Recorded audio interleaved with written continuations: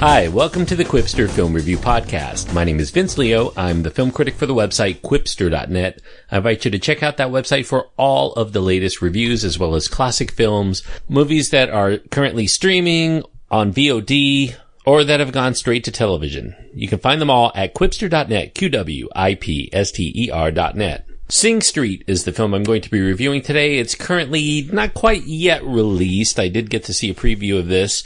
It's getting a limited release here in the United States on April 15th, and we'll see if it expands from there. Synge Street is a drama/music film. Some might even classify it as a musical. I think only one scene may qualify it as that, but it definitely does surround the world of music. It's a PG-13 rated film because of thematic elements that include strong language and some bullying behavior, a suggestive image, drug material, and teen smoking. The runtime is an hour and 46 minutes.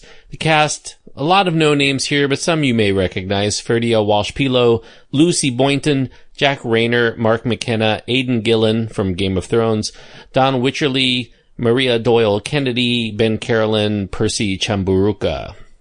The director and screenwriter is John Carney.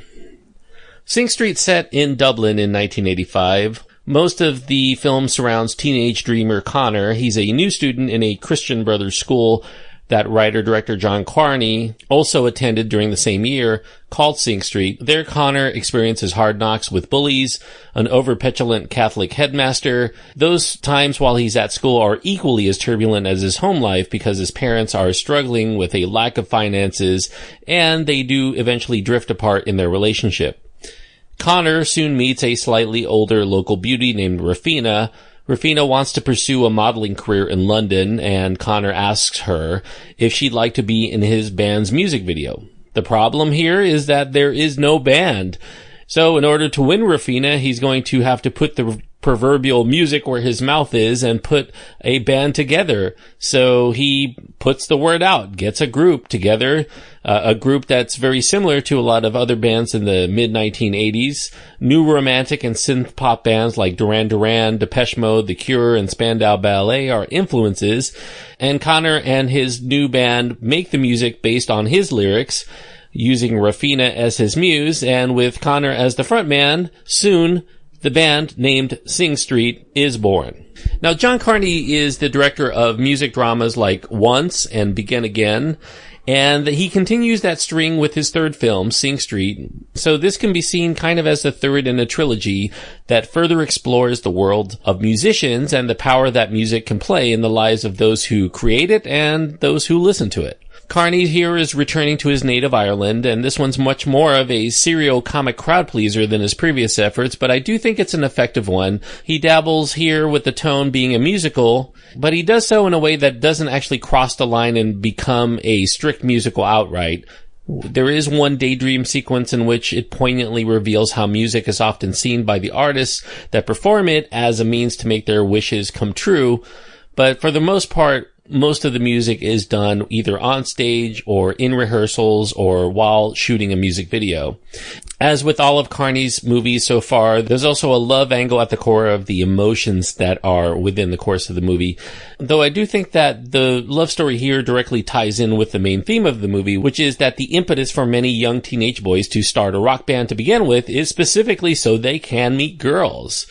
John Carney excels when it comes to music selection, and the soundtrack of Synge Street is both classic. We get a lot of hits that are from the mid-80s, including songs by Hall & Oates and The Jam and Depeche Mode and The Cure and all of those great bands. And also the film features some very catchy, authentic feeling original songs that were written by Scottish sophistopop songwriter Gary Clark, and those songs feed very well into the film's overall vibe in a way that enhances the effect of the story. Perhaps the original songs might even be too good for a novice band to believe in the course of this movie, because nearly every one of their efforts could have climbed the pop charts, but nevertheless, I do think that it works within the course of the movie because it is kind of a dreamer's movie, so you're willing to suspend your disbelief for the overall good cheer of the rest of it. John Carney does continue to get great use of locales, as with his other films.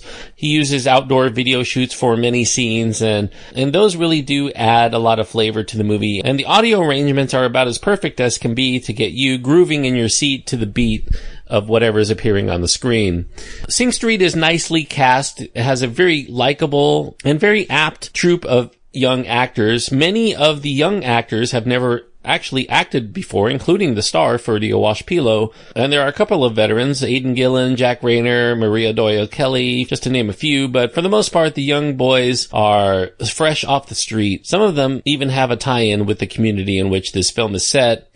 Synge Street may not have the deep-seated emotional resonance of John Carney's Once or the mainstream star power of his follow-up Begin Again, but at the same time, I do think that it's a difficult film to dislike outright unless you're somebody who has been demanding to see something from John Carney that isn't a bunch of struggling musicians that find love and meaning in their own songs.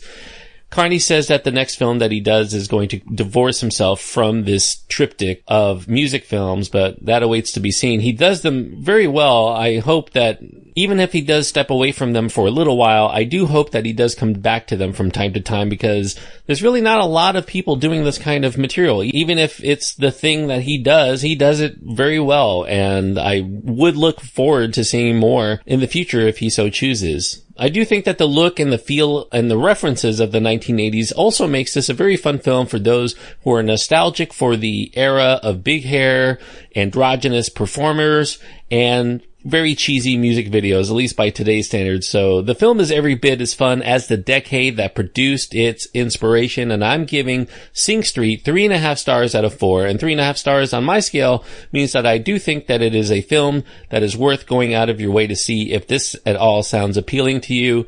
It is a fun movie. I think that if you go with your significant other or a group of friends, that many of you will have a great time with it, and maybe even buy the soundtrack once it's all said and done.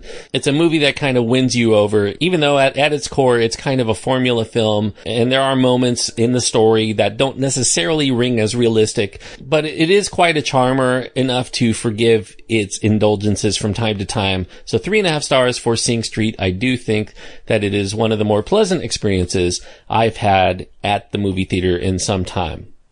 Thanks everyone for listening. I hope that you enjoyed the review. If you did, I do encourage you to click the subscribe button, and you'll continue to get all of my reviews downloaded into your podcast player throughout the year.